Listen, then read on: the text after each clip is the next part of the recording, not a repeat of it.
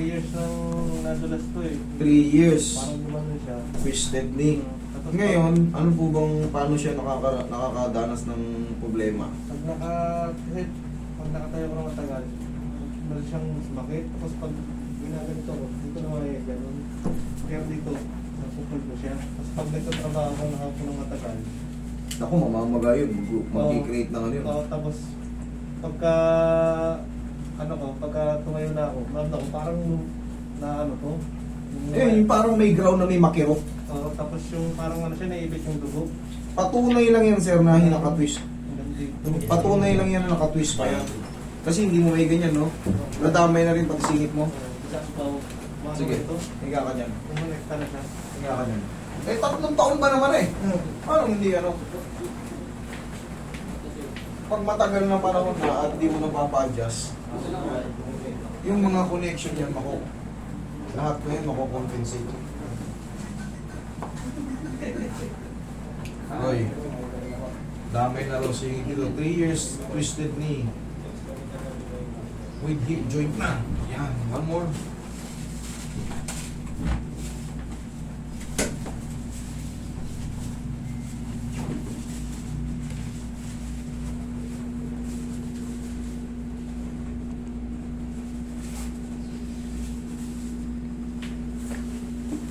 Position na ako. Diyan siya na, Aaron. Nakahatak yung pag ano. Inaano ko na lang siya, na-massage ko muna lang. Relax na. Ang kailangan na dyan, hindi massage gun. Adjust.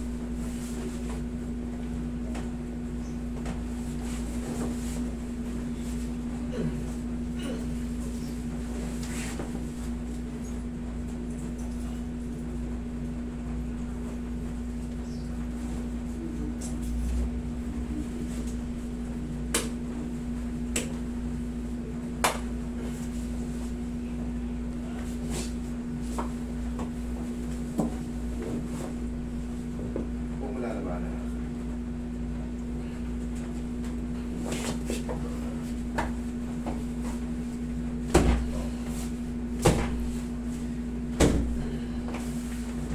Okay lang yon, hindi mo masakit. Sige. Iyayanig lang talaga yan. Kailangan natin gawin yan. Tapos mamaya, susubukan natin yung pag ano. Pag unti na lang natira, antay ka na ng mga 1 linggo pa. Magsusubside yun. Maghihilo mo yung naiipit dito. Sa loob ng 3 taon, dito, sa loob ng 3 taon na hindi nakaposisyon yan.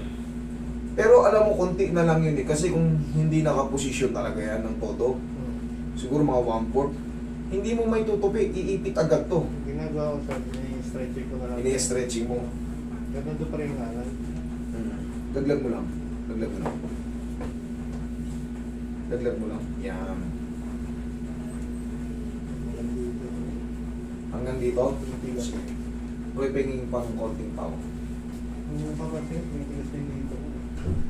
Eh, syempre, idol, 3 taon na nga eh. 3 taon mo nagtitis. Lahat ng mga nakakonekta, maano yun, makukompensate na yun. Dahil nga sa connected to eh. Naghahatakan na siya.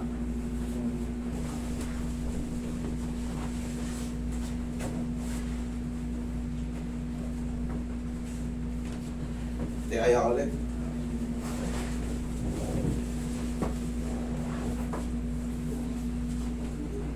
Tigasan mo to.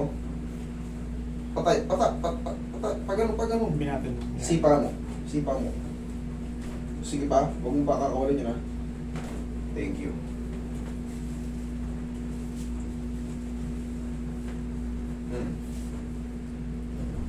Meron pa dito?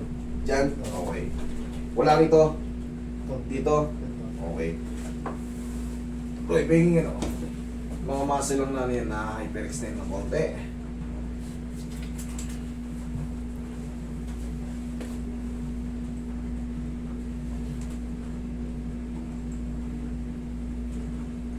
Kung lalaban na. Sige, yaman mo lang masaktan ka ng konti. Sige lang. Yaman mo lang masaktan ka ng konti.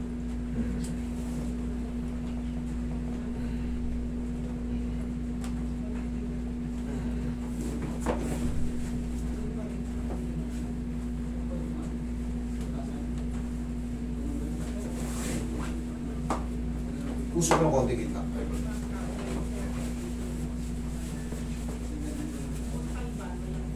Labanan na. One more.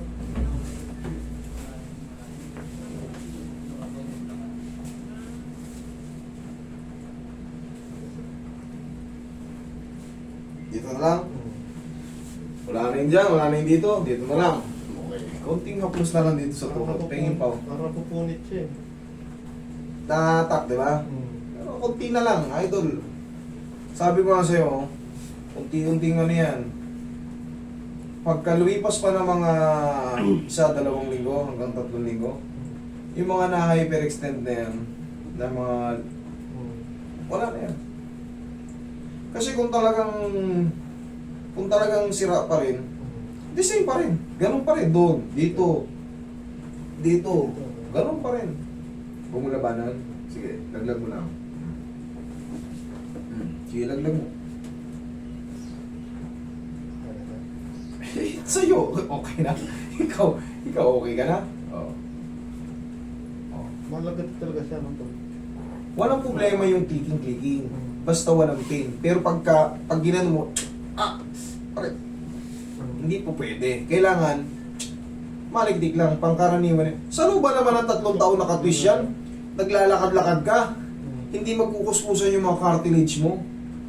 Yung puting buto minsan, di ba, pag kumakain tayo ng fried chicken, meron doon sa ano, malambot yung buto na yun eh.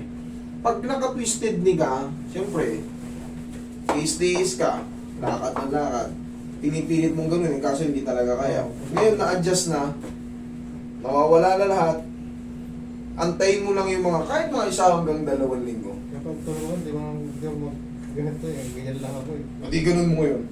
Pag tulog. Oo. Mas na. Thank you, Lord.